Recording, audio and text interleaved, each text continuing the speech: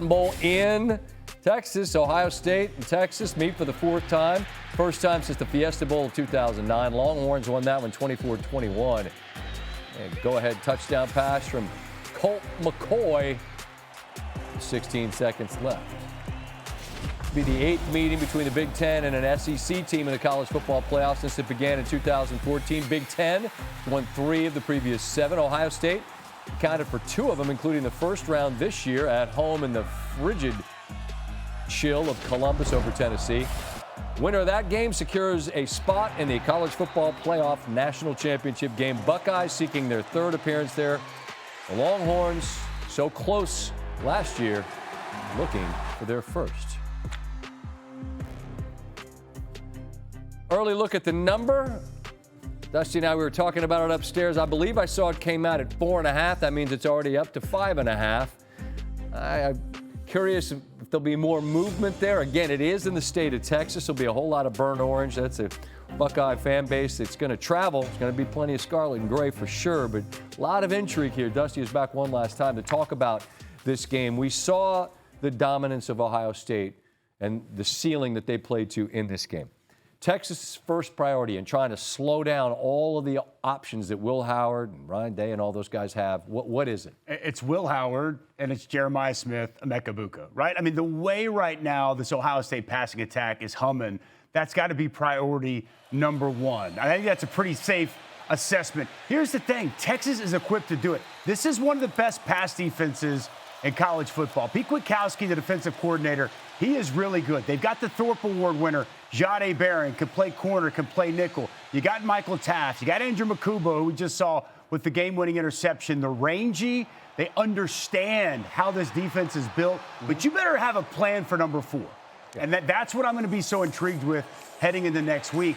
What is Pete Kwiatkowski going to do to try to take him away? And maybe a better question, can you take him away? And if he does, will Will Howard be able to find others around him that'll be enough to be able to continue this dominant passing attack that they've displayed these first 2 rounds? Judkins and Henderson can run, too. They got a 2-headed monster in the backfield, too. That guy, I wonder about that. But I wouldn't want to try to run against the Texas front. You just can't do it. Well, that's part of the problem, though. I mean, Scadaboo, he went from that's a good 134. I mean, but you got to start somewhere. You asked me. Cam is some kind of Marvel hero that was made in a lab somewhere. You asked me, Jeremiah Smith isn't far from that either. Oh, yeah, I hear you. But, you asked me, what do you try to take away? I think it starts there. Okay. I mean, you got to take a lot away. That's what makes this Ohio State team so difficult to deal with. And I mentioned this earlier, but one thing that has really impressed me, they lost their starting center before the Michigan game. They've lost their left tackle earlier this season. They've had other guys banged up. This offensive line has performed well. That's a really good Tennessee defensive line. That's a really good Oregon defensive line. You're right. Will Howard hasn't been sacked Not touched. in 2 weeks, and that's part of pass defense, right? The rush helps the coverage. The coverage helps the rush.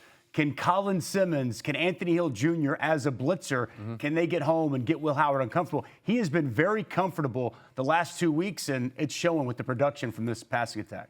Ohio State's going to have to deal with Texas, too. And if I ask you, who's better than Sark dialing things out? It's not a long list, is it, right? Not many. And here's what confuses me. You watch them come out, scripted stuff, 2 plays, play the fight song. Yeah. And you've called more games of theirs than anybody. They had these lulls against Kentucky, against Arkansas, against Arizona State, right? Where you cannot have that lull against Ohio State in the semi or you're going to get trucked.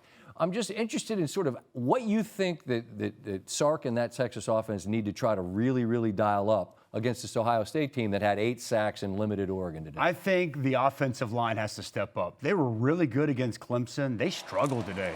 But Texas did not run the ball well at all. 53 yards rushing to this smaller, you thought inferior Arizona State front. So I think those guys, you got the Outland/Lombardi Award winner at left tackle. You got a center in Jake Majors, who's made 56 starts at center. This is supposed to be where they really hung their hat. If they can be better up front and you can have some balance. Because the thing about Sark is, you think about Quinn Ewers throwing the football, these weapons, Helm, Golden. He wants to run the rock, man.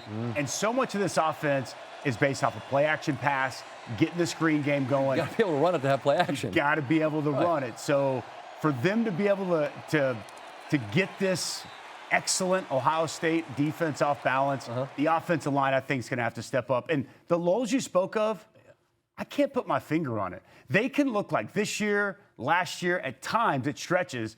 They're good, is about as good as anybody's good. The problem is we don't see it consistently for 4 quarters. So that would be my sell. That would be my plea if I'm Steve Sarkisian and my football team. If we've got to find a way to put it together for 4 quarters. If we don't, this team we're playing, it's going to be the best teams don't have the greatest team. The winner is not going to have lulls like that, right. Especially against Ohio State. But the last quick thought, what's really interesting, he hadn't been a dog this year. Yeah. He is, and it's going to be in the state of Texas. Like, I can't think of a better situation for a very confident, talented team to walk in to be able to sell your guys. Nobody thinks we can do it, and you're going to have the whole state, or as much of it as you can fit in that building behind you. Isn't that the perfect setup for him? Every coach is looking for motivation for their team. He doesn't have to manufacture it. Right. You don't have to make this up. It's real, and it's a different place than Texas has been in. The last time the Sark was an underdog was when he went to Alabama last year. He beat Nick Saban by 10 points on his home field, the worst loss Nick Saban ever suffered in Tuscaloosa. So the last time we saw Sark in this role, he thrived. Can he push the right buttons, motivate his team in a similar fashion? I can't wait to find out. You know what's crazy about this entire conversation of this show and all of the tonnage of conversation that will continue leading into that game is how different it would be if they didn't hit that 4th and 13. Imagine like all that Texas is dealing with, going to an off season. You're trying to build. They made it last year, right? If they lose in this game to that team after letting that lead, that's a massive win for them. It might not have been the prettiest way to get there, but if you're a Texas fan, who the hell cares? You got 60 minutes minimum. Isn't there an old saying? Just win, baby. Sometimes you just find a way. They found a way to win. They move on. They advance. Just like the tournament. Survive and advance. They get to play again next week.